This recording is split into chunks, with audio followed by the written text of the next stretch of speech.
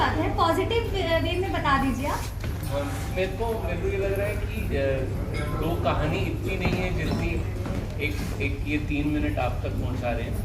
कहानी इससे ज़्यादा बड़ी है जी। और ये जो फील, ये जो लाइन, ये जो थॉट कि जो रिंकू बोलती है कि मुझे दोनों क्यों नहीं मिल सकते। जी जी जी बिल्कुल। वो जितनी बोल्ड अभी दिख रही है उससे ज़्यादा डेप्थ और इमोशनल कहानी सुनने के बाद लगेगी। जी। तो मैं उस पल का इंतज़ार करूंगा जब आपने ये फिल्म देख ली होगी। बट हाँ, जिसके ऊपर ये कहना चाहूँगा कि ये प्रोग्रेसिव देश की निशानी है जी। मैं ये बोलूँगी कि इस फिल्म में बहुत अलग अलग शेड्स हैं, तो बस ऐसा लगता है कि अतरंगी तो है ही, लेकिन चाहे आप रेत ज़रासी देखो या चकाचक देखो, ये 2 गाने शायद आपने देखे हैं। जब मैं देखती हूँ मुझे लगता है यार ये एक ही फिल्म से है, ऐसे कैसे हो सकता है, इतनी अलग दुनिया। लेकिन जब आप फिल्म देखोगे आप समझ लोगे कि ये एक अतरंगी दुनिया है, बट सब एक बहुत ही सुंदर तरीके से एकजुट हो जाता है। इससे ज़्यादा हम बोल नहीं सकते इसमें।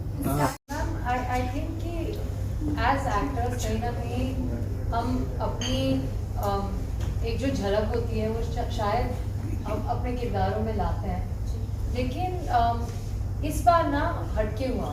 बहुत बार ऐसा लगता है कि मैं थोड़ी सारा को रिंकू में लाऊंगी या थोड़ी सारा मुक्कू में लाऊंगी, लेकिन इस बार शायद आनंद जी की वजह से, शायद हिमांशु सर की रिंकू की वजह से, शायद द फैक्ट कि हमने ये फिल्म लॉकडाउन के दौरान, लॉकडाउन के बीच में शूट की है और कठिन था 2020, मुझे पता नहीं कारण क्या है, लेकिन मैं ये ज़रूर कहूँगी कि रिंकू के ज़रिए मैंने सारा को बेहतर समझा।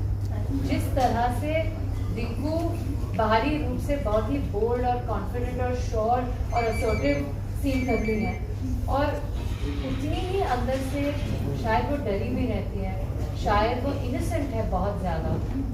वो बात मुझ में भी है, ये बात मैं जानती नहीं थी और आनंद जी ने मुझे दिखाया है और अब मैं अनदेखा नहीं कर सकती। तो ये एक सिमिलैरिटी है जो, लेकिन ये वो बात नहीं है कि सारा रिंकू में लाई।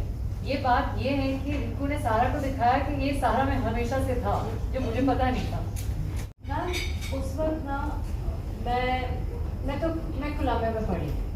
धनुष साउथ के सुपरस्टार है, अक्षय सर नॉर्थ के सुपरस्टार है, लेकिन मैं कह चुकी हूँ, मैं फिर से कहूँगी कि हम सब आनंद जी के बच्चे थे और आनंद जी की रचाई दुनिया में किरदार थे।